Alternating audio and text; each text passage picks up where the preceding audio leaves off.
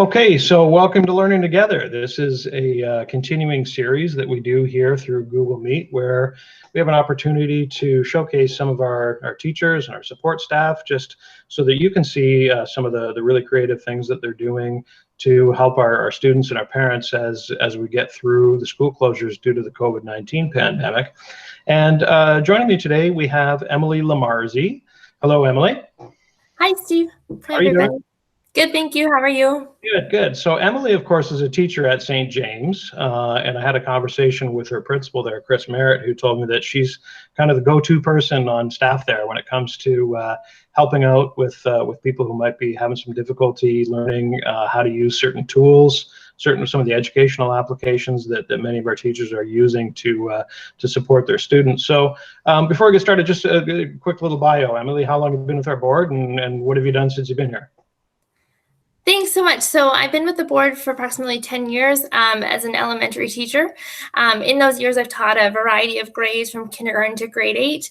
I then did some time focusing in special education, which I absolutely loved. And this past year, I was given the opportunity to teach coding and robotics as well as special ed at St. James School. And in coding, I was really able to channel that passion for teaching through technology with our youngest learners starting in kindergarten all the way up to grade 6. And it's been an amazing experience, and I've loved every second of it. So why the interest in so much in the technology? Why are you so interested in that, and how did you kind of catch the bug for that? Yeah, I think what happened was when I began teaching, and technology was kind of evolving in terms of, iPads were new in the classroom. And I was in kindergarten at the time, and I really saw this engagement of students when they were learning through iPad-based technology that I had never seen before. Just the engagement, the presence, the excitement, the fun. Then smartboards came out, and they absolutely loved that. And then it just evolved ever since then. At Wayne State University, I was fortunate to do a master's degree, and I focused my thesis on the effects of iPad-based literacy applications on phonemic awareness. And the results were great. And then I said, I really want to do more of this in the classroom on my own. And I've been fortunate to use different tools throughout teaching, and now really to focus just on the robotics and the coding piece. And that's a world that's ever changing and growing. And bringing that opportunity, watching a student in kindergarten code a robot to move and perform functions is an absolutely amazing experience as an educator, and also to see their engagement, their sequential learning, their coding process, and to see where they might be able to go by the time they go to grade 6. Sure. Well, that sounds great. So I think the idea today was you're going to kind of give us a little bit of an overview of some of your favorite tools, some of your favorite apps. So I think the first one that you said that you're going to tell us about was something called Screencastify. So maybe you can just give us a little bit of an overview of that if you want to share your screen and yeah, I'll present my screen.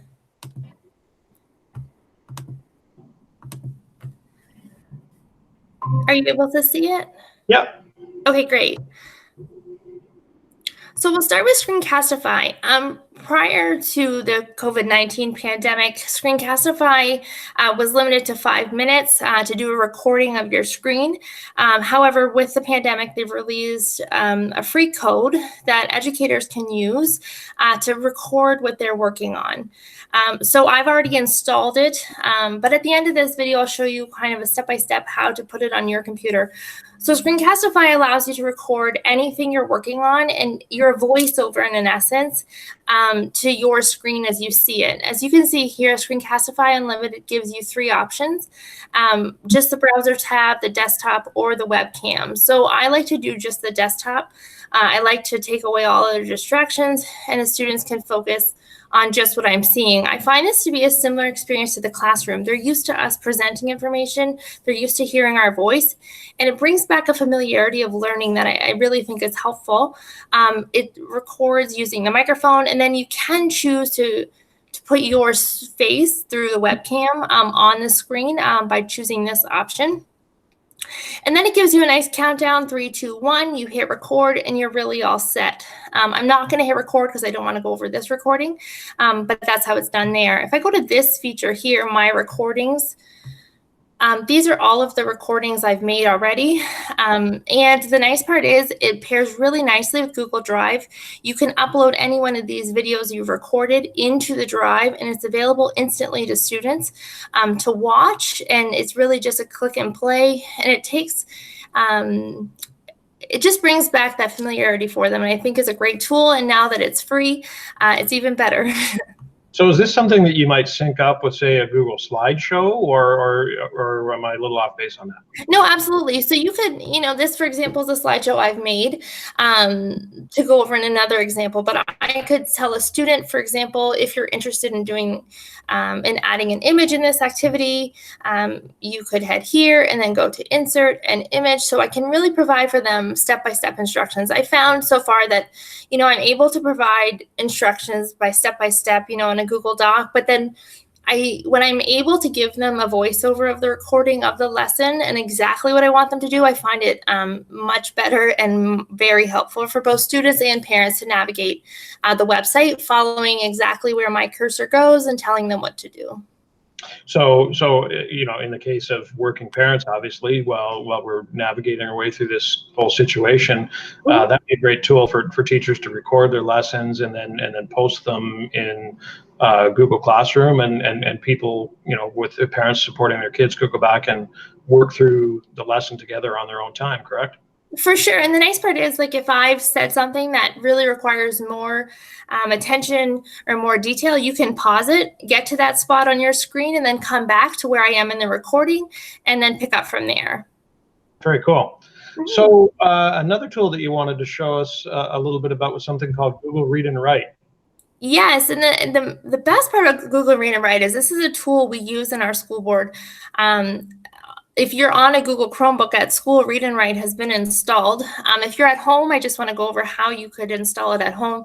Again, I've installed it. So the difference is when you type in download Read and Write for Google, it'll just say install right here, and that's what you would click. And then as you'll see, a puzzle piece is added automatically to your toolbar, saying that you're ready, you have it installed, and you're able to use it. So I'll kind of go over an example for you.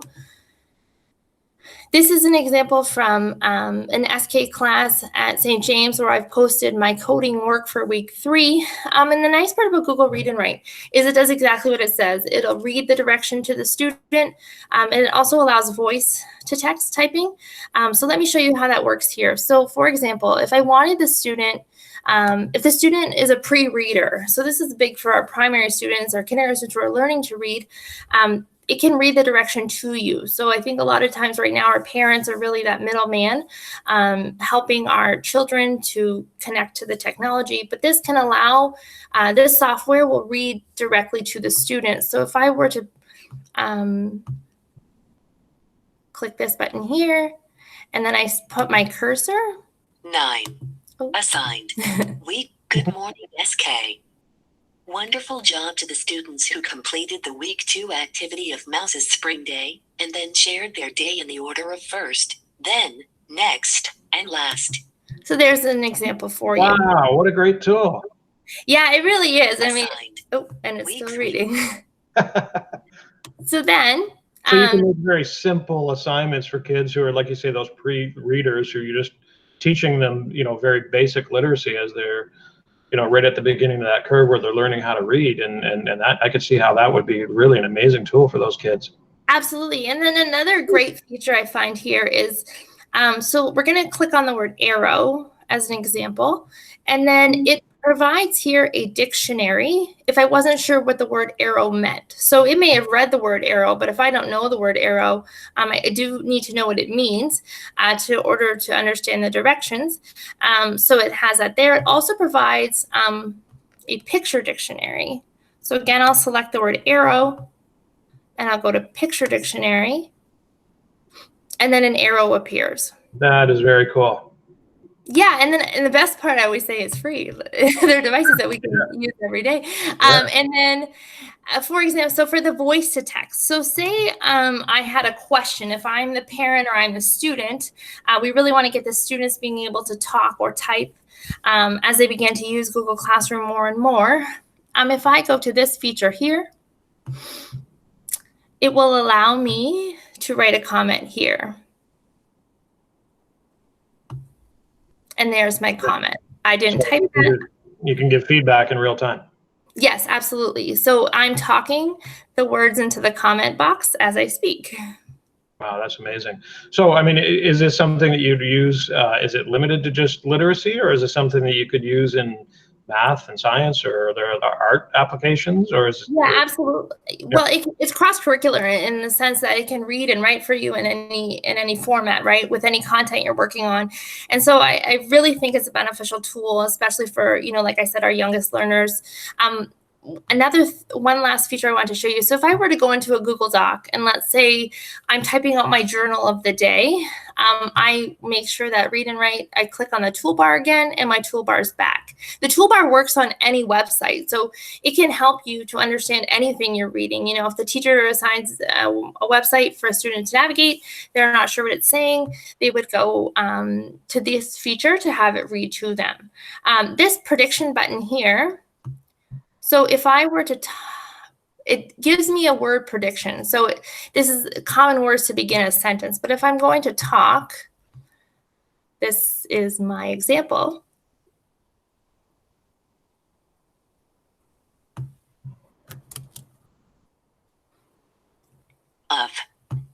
And then these are the predictors it's giving me that I could use. Mm-hmm. So another nice feature for them. Yeah, that's very helpful. Very good. Okay, well, this next one has a very cool name. It's something called Explain Everything. So what is that all about?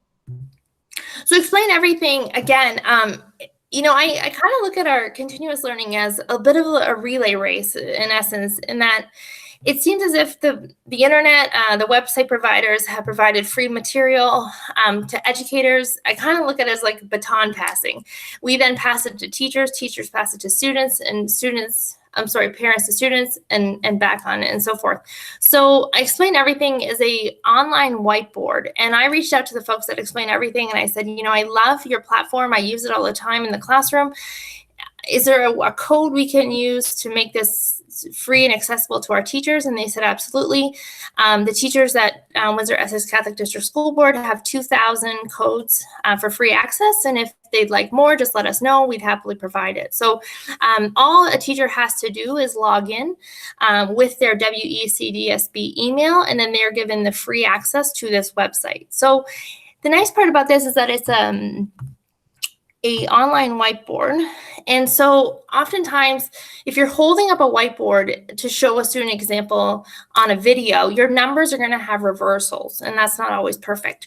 This is an online whiteboard feature that you can record using Screencastify. You can record also using just this button here. And when I clicked on try it, it brings you right here. It lets you try it for free, and you get to jump right in. An important piece as an educator is having students demonstrate their learning and demonstrating a concept for them. I'll just do a quick example for you. So say I wanted to showcase a math equation. It is tricky to write numbers nice and perfectly. So let's say I want to do 2 times 2.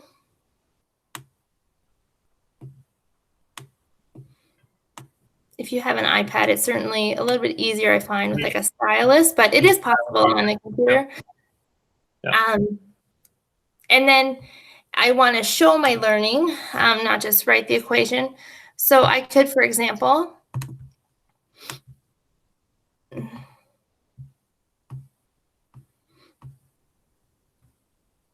make 2 groups and then show 2 groups of 2. So 2 groups with 2 in each one, demonstrating 4. That's just a quick example. What you could also do is import a picture or a file from Google Doc, for example, of a worksheet or an assignment you want the students to use, and then you can edit it using the whiteboard feature here. So that's another great tool. And all you have to do is sign in with your email and you're all set. Very neat. So we had Dave Petro on last week, and he was giving us an explanation how to use Jamboard, and this looks kind of similar. There's sort of similar applications, but I guess maybe it's just something that you get familiar with, right? Whichever one you're comfortable with. Are these two fairly comparable? Yes, I would agree. I find with Explain Everything is an app that's been installed on many of our school board iPads. And so there is some familiarity with teachers there. If they've used Explain Everything in the classroom, they might be more comfortable to convert to the desktop application.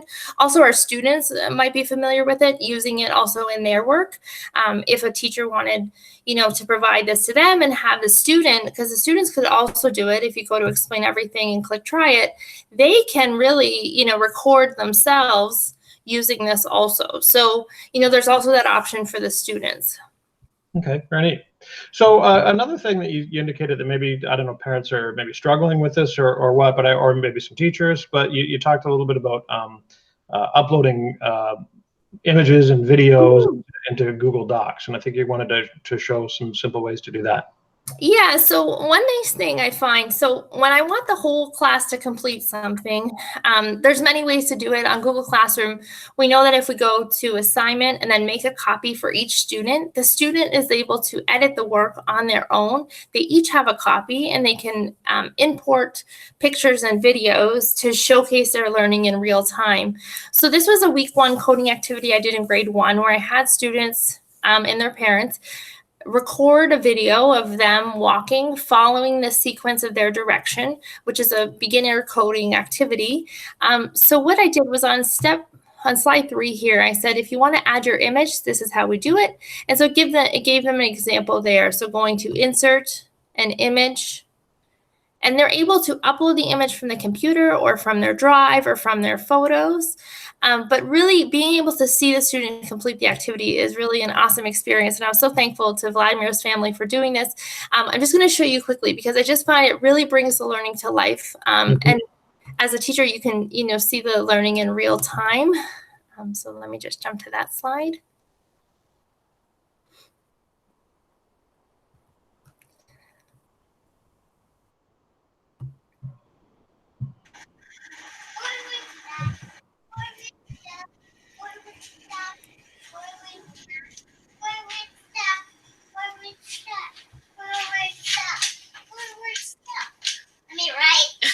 Okay, keep going.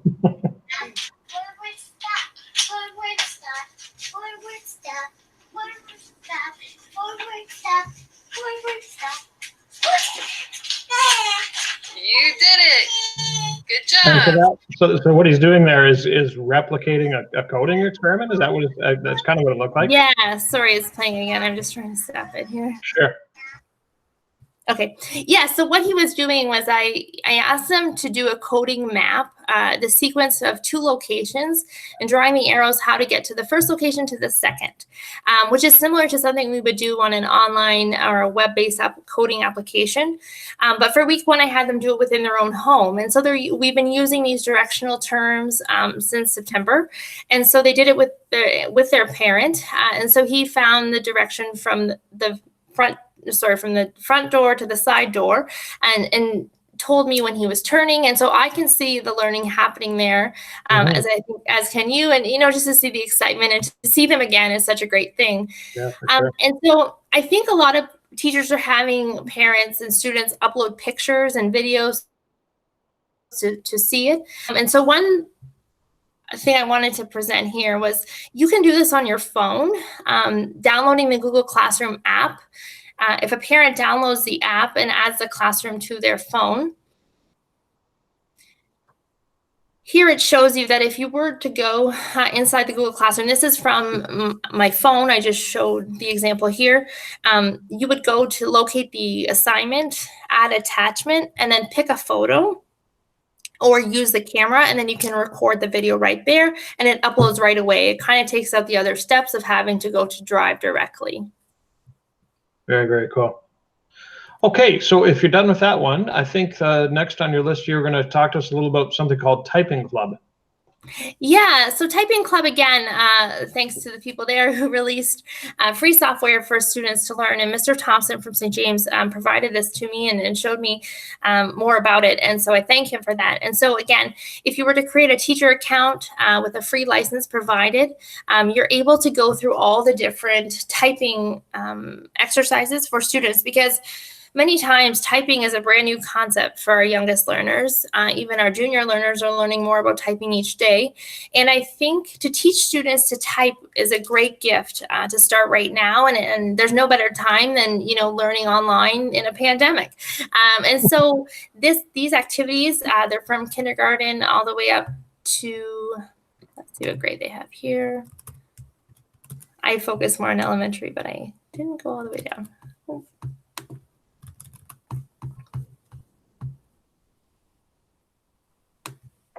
Okay, so all the way to grade 12, which is great.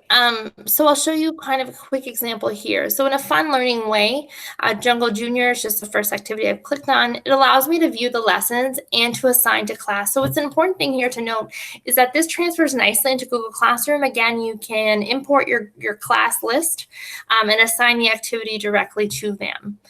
So if I go to view lessons, this one here is a video on how, I'll just play it for a couple seconds. Welcome to Jungle Junior.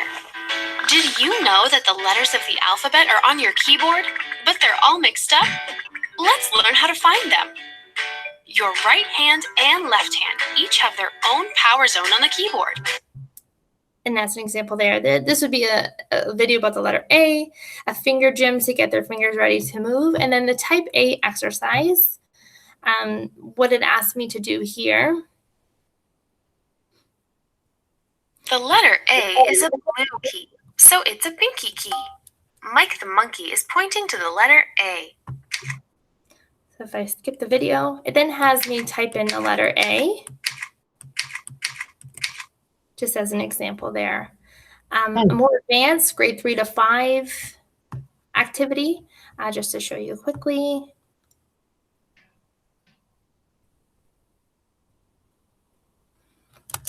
So I have to type the words as they appear on the screen. Oh, that's very neat. Yeah, and there's so much software available here. All the lessons that are provided. I would really encourage teachers to check it out. You can search by grade level, and these are just some examples for you, but there's 442 lessons alone in right-hand typing, and I think it's a great opportunity for students right now. Well, do you know what? I've made it to this point in my career without ever having taken a typing course, and I'm still an old pick and peck guy. So who knows? Maybe I can teach an old dog new tricks. Maybe I'll go and check it out myself. Sounds great. All right. So I think the final thing you wanted to show us, Emily, was something called RASKids. Yeah, RASKids has been one of my favorites ever since I became a teacher. So RASKids, what they did was they opened up their software to teachers. RASKids provides individualized readings books for their level.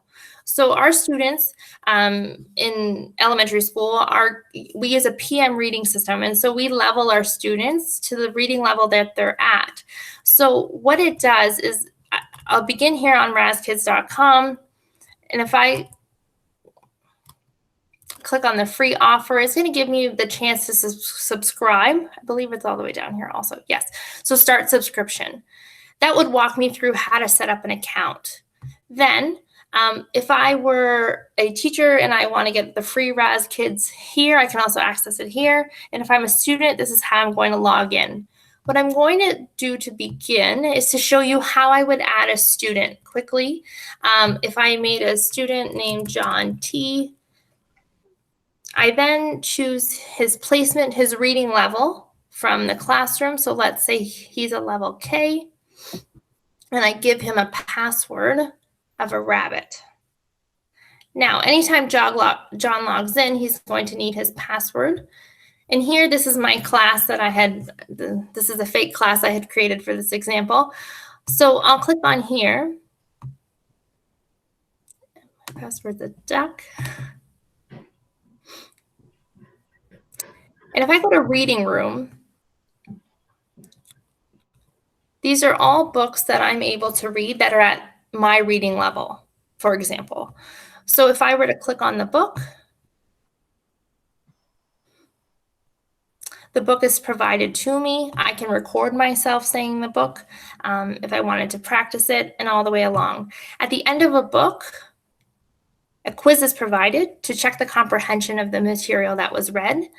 The book can also be played to the student so that the student could listen to the audio version before trying it on their own also. So there's all different topics. If I wanted to scroll and find some different topics to read. Again, an excellent tool. Students could use it every single day and practice their reading, which is great to do. Well, this has been amazing, Emily. I can't thank you enough for having been on here today. Can you just one other thing? Can you, if parents wanted to be able to use any of these tools at home to support their kids, are they able to access all of these things too? They are, in the sense that, so say for example, if they want to use RASKids, it may be easier if you work through the teacher just to know what level your students or your child's at, pardon me, Right. and just ask their teacher if they can jump on RASKids for them to provide that information. Okay. And before we go, I know you wanted to mention something about a slide presentation that you have prepared that sort of encapsulates a lot of these things. Yeah, thanks. So just before I go, I made a couple slides for educators and for anybody that's interested, just showcasing the different coupon codes and steps you may need to download all of these features. So this would be Screencastify, Google Read and Write. This shows you what each of those icons on the toolbar were. Explain everything, a quick tutorial on that and where to access the website, how to upload the pictures into an assignment, the typing club, and RASKids. Terrific. Okay, so what we'll do is once we post this video into our Google community, our continuous learning community, we will include a link there to those slides so that people can go back and check them out afterwards. Perfect. Yeah, that's great. Great. Listen, again, can't thank you enough for being here with us today. Emily, thank you so much for doing this. I'm sure a lot of people are going to find this very, very useful and helpful in terms of supporting their students. Yeah, I hope so. Thanks so much for having me. Okay, take care. Bye-bye. You too. Bye-bye.